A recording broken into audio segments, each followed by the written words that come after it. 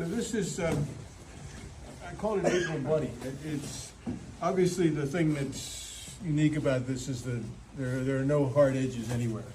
The deck has no shear that you can define. You wouldn't build a real boat this way because you'd have trouble keeping the crew on board. But for a model, it's an interesting way to go. The origins of it, this is my design. The origins of it were Roger Stollery's marble heads. He has 3 of them on our plant site that are shaped roughly like this.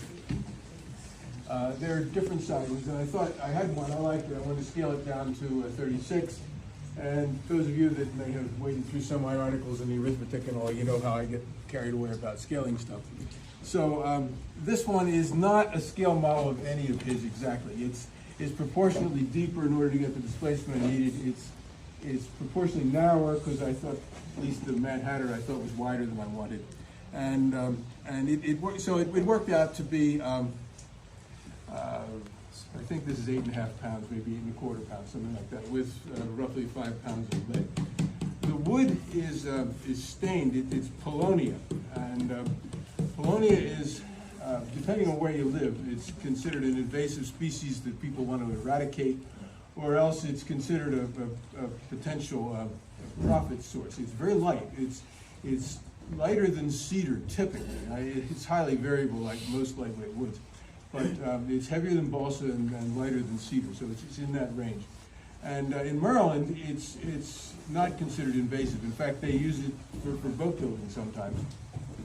It's soft. It's relatively easy to work. It glues nicely. It holds fastenings well, I think, at least model fastenings. The downside of it is it has a very obvious dark grain, at least most of the species, which is why I stained it, because I didn't like the grain. But otherwise, it's actually preferable to cedar. It's an interesting sort of wood. The charm, it comes from Asia, and the sort of charming story that goes with it is in Japan, years and years ago, if you had a daughter, you planted a Paulownia tree. And when the daughter was old enough to get married, the Paulownia tree grew fast enough that you could then build furniture for her from the tree that you planted when she was born. So that's anyway, so this is, the plans are on the website if anybody's interested. The building is kind of a pain because this is 8 by 3/8 inch cedar over frames that I left in place. So the planking can be troublesome, but not insurmountable by any stretch. I thought it was a fun boat to build, and the main reason I got interested in it was to plank it. Stollery's designs that I communicated with him by email.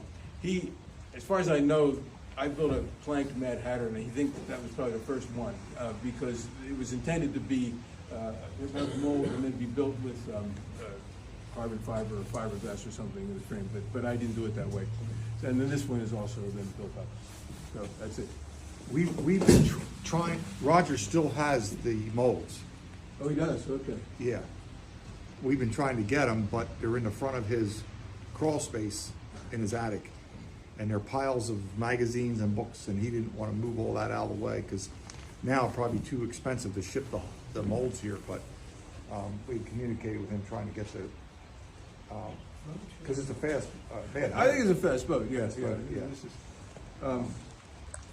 tomorrow I'll have the Mad Hatter Marblehead, and if anybody's interested, it's not that hard to build. It's just you just have to set your mind to doing it. What are your spars made out of? Cedar, I think.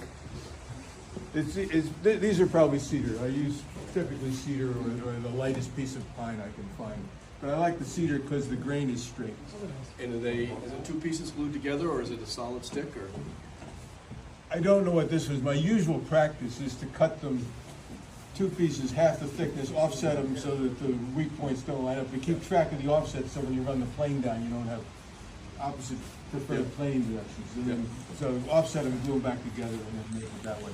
This one might have been small enough. I might have made this with just 1 piece. I can't see well enough to tell.